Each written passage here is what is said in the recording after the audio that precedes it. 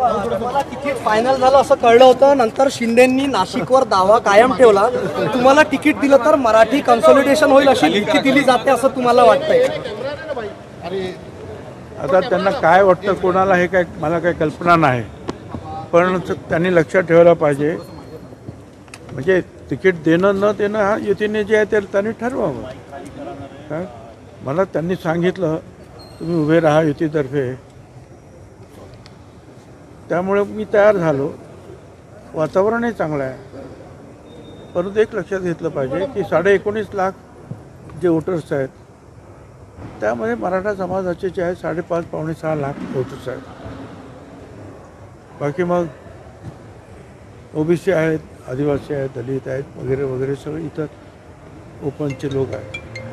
आणि त्यातही जे आहे मराठा समाजाचे सुद्धा मतं जे आहेत निश्चितपणे मला मोठ्या प्रमाणावर मिळणार. याचं कारण विकास नाशिकचा विकास, नाशिकच्या लोकांना माहीत असलेला मनुष्य अनेक वर्षी ते काम करत असल्यामुळे त्यामुळे ती काही अडचण अजिबात नाही.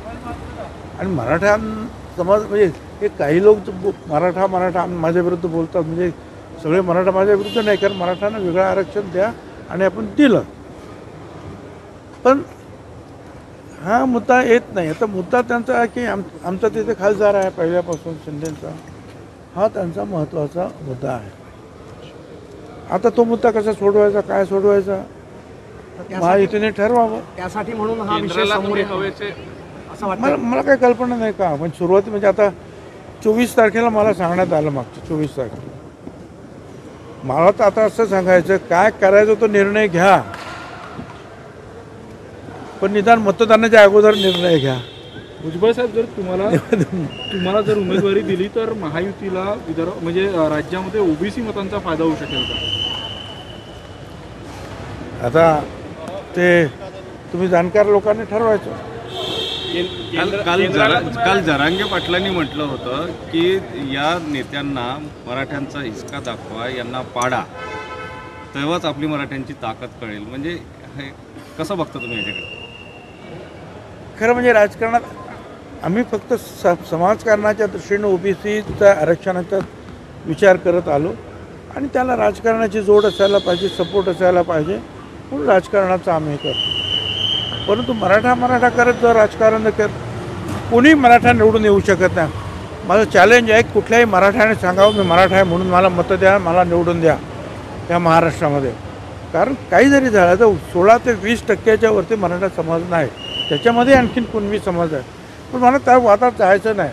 प्रश्न असा आहे तुमच्या मतदारसंघाचा विकास, देशाचं नेतृत्व कोण करावं असं तुम्हाला वाटतं, याच्यावर हे मतदान आहे. आणि मराठा समाज जो आहे हा महाराष्ट्रात आहे. ही निवडणूक जी आहे ही देशाची निवडणूक आहे, ही देशाची निवडणूक आहे. मराठा समाज महाराष्ट्रापुरता आहे. त्यामुळे देशाची सूत्र कुणाकडे असावी. महायुतीचं आमचं म्हणणं आहे की ते नरेंद्र मोदी साहेबांसारख्या एका जो कंट्रोल करू शकतो अनेक गोष्टीत. आणि आता या आंतरराष्ट्रीय स्तरावर सुद्धा ज्या कन्फ्लिक्ट सुरू आहेत सगळीकडे,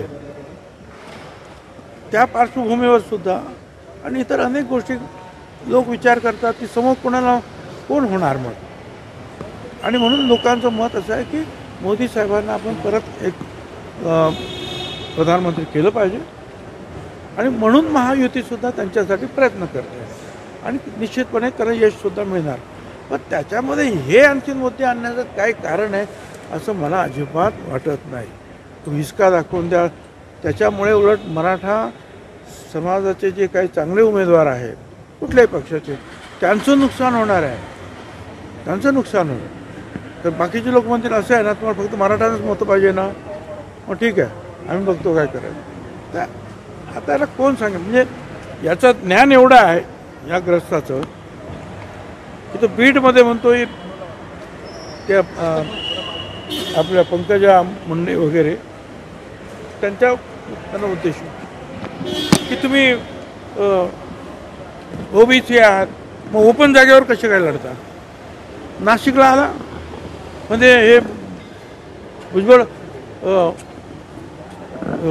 ओबीसी आहेत मग ओपन जागेवर कसे लढतात? आता या माणसाला हेही माहीत नाही की ओबीसीला विधानसभा आणि लोकसभेमध्ये आरक्षण नाही, ओपनमधूनच लढावं लागतं, हे सुद्धा त्याला माहीत नाही. असा मनुष्य जो आहे या महाराष्ट्राचा आज नेता झाला आहे. हे असेही म्हणतात का आफ्रिकेत जाऊन लढावे, ओपन मधून कशाला लढतात? हां, आफ्रिकेत जाऊन लढा ओपन. तर काय सांगायचं? असा अक्कलवान मनुष्य काही मराठा लोकांचा नेता झालेला आहे. दखला बहुत त्यांना त्यांचं नेतृत्व.